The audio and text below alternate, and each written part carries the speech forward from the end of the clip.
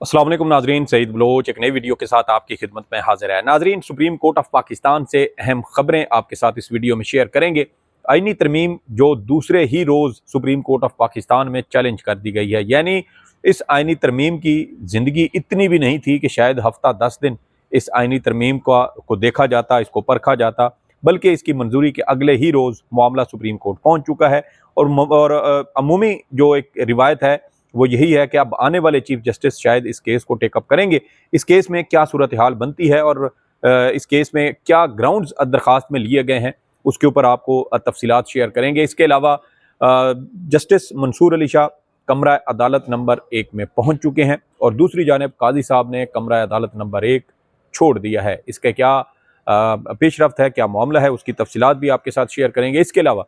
Supreme court of Pakistan का chief justice कौन होगा, इस हवाले से पार्लिमानी स्पेशल कमेटी का इजलास इस वक्त पार्लिमान में जारी है। मुख्तसर वक्फा है। इस वक्फे के बाद ये जो इजलास है दोबारा ये तकरीबन 8 बजे के करीब शुरू होगा और एक बार फिर इस इजलास में ये कोशिश की जाएगी कि मुतफ़िक़ा तौर पर किसी ऐसे जज के नाम पर इत्तेफाक किया जाए और उसको चीफ जस्टिस पाकिस्तान मुकर्रर किया जाए जिसकी वजह से किसी किस्म का कोई तनाज़ा ना हो। ये कौन सा जज हो सकता है, इस वक्त शहर इक़्तिदार में इस हवाले से क्या खबरें चल रही हैं, और ज़रा ये बताते हैं कि मौलाना साहब की जानिब से हुकूमत के साथ कोई एग्रीमेंट किया गया था जब उन्होंने हुकूमती मुसवदे पर रजामंदी का इजहार किया था। मौलाना साहब ने किस जज के नाम पर इत्तेफाक किया था और क्या हल्फ भी जो है वो लिया गया था कि फ़लाँ जज को चीफ जस्टिस पाकिस्तान मुकर्रर किया जाएगा। तो आगाज़ करते हैं कि सुप्रीम कोर्ट ऑफ पाकिस्तान में आईनी तरमीम के खिलाफ एक दरख्वास्त दायर हो चुकी है। ये दरख्वास्त शहरी हैं, मोहम्मद अदनान इनका नाम है। इन्होंने सुप्रीम कोर्ट ऑफ पाकिस्तान में ये दरख्वास्त दायर की है और ये जो दरख्वास्त है इसमें 26वीं आईनी तरमीम को चैलेंज करते हुए उसे कलअदम करार देने की इस्तदा की गई है। वैसे तो ये पहली दरख्वास्त है, बहुत सारी दरख्वास्तें इसमें मज़ीद आएंगी। मुख्तलिफ वकला तंजीमें इस आईनी तरमीम को चैलेंज करेंगी। ये भी इम्कान है कि सुप्रीम कोर्ट ऑफ पाकिस्तान जब इन तमाम मुकदमात पर समाअत करेगी तो शायद फुल कोर्ट इन तमाम तरामीम को कलअदम करार ना दिया जाए, बल्कि कुछ ऐसी मुतनाज़ा शिकें जो बराह रास्त अदलिया की आज़ादी को कम करने या उसको ख़त्म करने की कोशिश कर रही हैं, उन तरामीम को मुमकिन तौर पर अदालत कलअदम करार देने का हुक्म दे सकती है। इससे पहले हम इस तरह का देख चुके हैं कि नैब तरामीम केस में सुप्रीम कोर्ट ऑफ पाकिस्तान ने ब्यूरोक्रेसी से मुतल्लिक जो एक शिक थी उसको बरकरार रखा था, जबकि दीगर तमाम शिकें कलअदम करार दी थी। इस तरह हम ये अज्यूम कर सकते हैं कि सुप्रीम कोर्ट ऑफ पाकिस्तान जब इस 26वीं आईनी तरमीम के खिलाफ ये केसेस टेकअप करेगी और इस पर फुल कोर्ट बनने का भी इम्कान है। उसकी वजह यह है कि चूँकि अगर कोई कॉन्स्टिट्यूशनल बेंच या आईनी बेंच इन दरखास्तों की समाअत करता है तो चूँकि आईनी बेंच बनाया ही इस आईनी तरमीम के तहत जाएगा और ये आईनी बेंचेस जो मुमकिन तौर पे 5 रुकनी होगा तो उस पर एतराज़ात ये उठेंगे कि इसमें जजेस की कलेक्टिव विजडम नहीं है और वैसे भी इन आईनी तरामीम को अदलिया की आज़ादी पर हमला करार दिया जाता है। तो जब अदलिया की आज़ादी का मामला हो तो वहाँ सुप्रीम कोर्ट ऑफ पाकिस्तान के तमाम जजेस की इज्तिमाई दानिश का इकट्ठा होना और फिर एक ऐसा फैसला देना जो तारीख साज भी हो और जिस पर किसी किस्म की कोई उंगली भी ना उठाई जा सके। तो इम्कान यह है कि इसमें सुप्रीम कोर्ट ऑफ पाकिस्तान से फुल कोर्ट बनाने का मुतालबा किया जा सकता है, लेकिन देखना यह होगा कि जो नई आईनी तरामीम हुई हैं क्या उसके बाद फुल कोर्ट की तरफ मामला जाता है या ये आईनी तरामीम रुकावट बनती हैं। बहरहाल ये आने वाले दिनों में इस हवाले से अहम पेशरफ्त होने का इम्कान है और इस हवाले से मज़ीद दरखास्तें भी जैसे मैंने कहा आएंगी। जैसे पाकिस्तान तहरीक इंसाफ के रहनुमा सेनेटर हामिद खान साहब इस बात का इजहार कर चुके हैं कि 26वीं आईनी तरमीम को सुप्रीम कोर्ट ऑफ पाकिस्तान में चैलेंज किया जाएगा। ये जो दरख्वास्त आज सुप्रीम कोर्ट में दायर हुई है उसके हवाले से भी मैं कुछ आपको बता देता हूँ। इसमें यह कहा गया है कि पार्लिमान को कानून साजी का, आइन साजी का इख्तियार ज़रूर है, लेकिन पार्लिमान ऐसे जो तरामीम या ऐसी शिकें या ऐसी आइन साजी या ऐसा कानून नहीं बना सकती जिससे जो आइन का बुनियादी ढांचा है, जो इख्तियारात की तकसीम का एक तसव्वुर आइन पाकिस्तान में दिया गया है, उसकी कहीं खिलाफ वर्जी हो रही हो। इस वक्त अजान हो रही है, अजान के बाद वीडियो यहीं से आगे शुरू करेंगे। जी, अजान की वजह से मुख्तसर ब्रेक ली। तो अब ये जो आईनी तरमीम है इसमें बुनियादी जो एक नुक्ता है वो ये है कि चीफ जस्टिस पाकिस्तान की तकर्री का जो इख्तियार है वो हुकूमत ने अपने हाथ में ले लिया है। और ये आईन पाकिस्तान में जो इख्तियारात की तकसीम की मुसल्लस है, यानी मुकन्ना उसके अलावा एग्जेक्टिव और जुडिशरी, ये उस असूल की खिलाफ वर्जी की गई है कि एक आज़ादाना तरीके से चीफ जस्टिस पाकिस्तान का इंतखाब नहीं हो रहा, बल्कि अब एग्जेक्टिव इसका इख्तियार जो है वो ले चुकी है, अपने पास ले चुकी है, और पार्लियामेंट की मदाखलत भी इस सारे मामले के अंदर नज़र आ रही है। इसके अलावा एक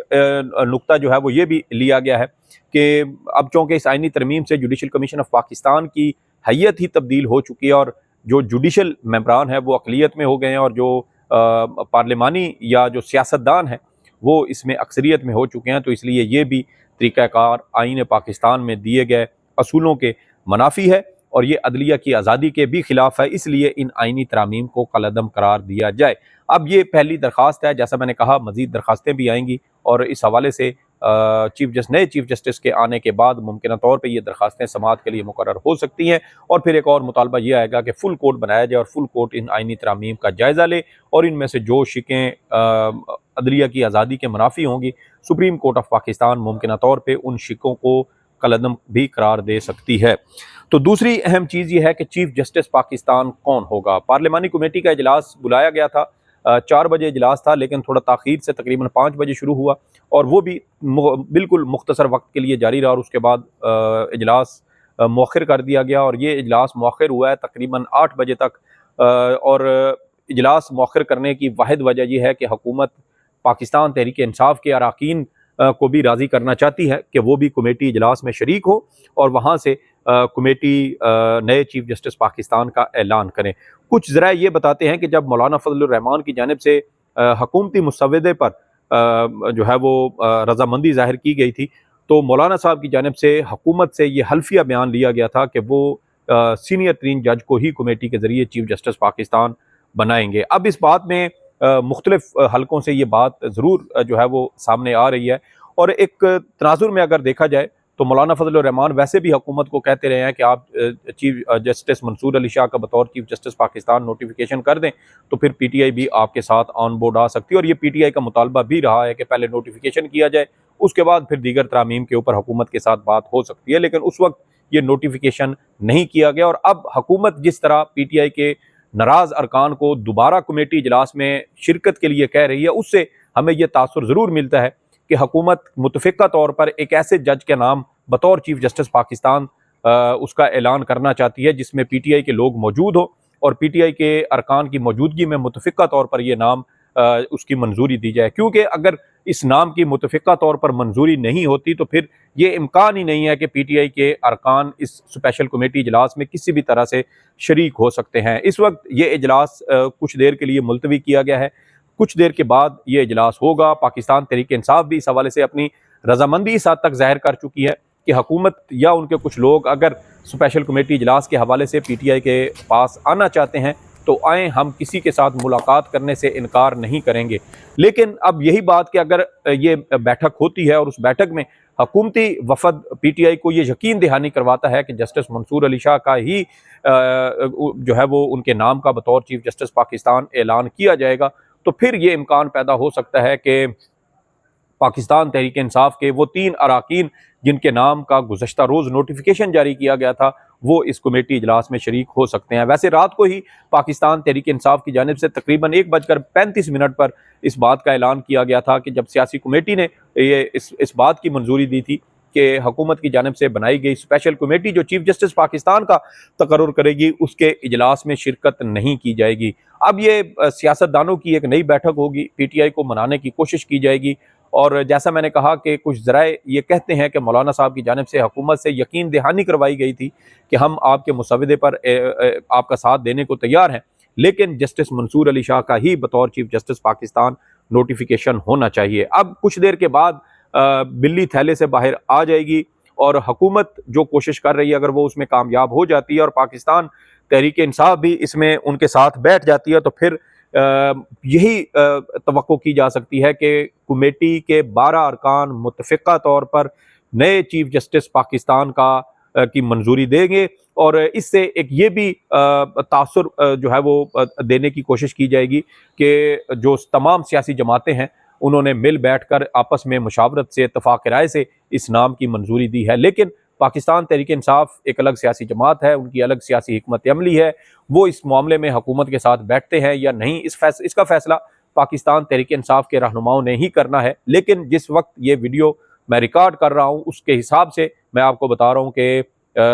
इम्कान अब यही है कि justice Mansoor Ali Shah chief justice Pakistan होंगे। उसकी एक वजह यह भी है कि अगर जस्टिस याहिया अफरीदी को बनाया जाता है, जैसे मैंने रात को भी आपको बताया था कि जस्टिस याहिया अफरीदी के 6 साल रहते हैं, वो अगर अभी चीफ जस्टिस पाकिस्तान बने तो 2027 में रिटायर हो जाएंगे, जिस तरह और इस तरह उनके सर्विस के 3 साल ज़ाया हो जाएंगे और उनको 2027 में हर सूरत रिटायर होना पड़ेगा क्योंकि चीफ जस्टिस की मुद्दत 3 साल है। लेकिन अगर जस्टिस याहिया अफरीदी अपने टाइम पर रिटायर हों तो वो 2030 में जाकर रिटायर होंगे और इस दौरान जो अगला चीफ जस्टिस आएगा उसमें भी उनका नाम शामिल किया जाएगा। तो ये एक ऐसा सिनेरियो है जहां पर कोई भी जज अपनी 3 साल की सर्विस ज़ाया करने की कोशिश नहीं करेगा और हुकूमत को ये खदशा भी है कि अगर जस्टिस याहिया अफरीदी के नाम की मंजूरी दी जाए और वो बाद में इनकार कर दें तो फिर दीगर 2 जजेज में से किसी एक को बनाना पड़ेगा और हुकूमत किसी सूरत जस्टिस मुनीब अख्तर को तो चीफ जस्टिस पाकिस्तान नहीं बनाएगी। तो इम्कान फिर वहीं पे आएगा कि जस्टिस मंसूर अली शाह को चीफ जस्टिस बनाया जाए। तो फिर जिस मामले पर पहले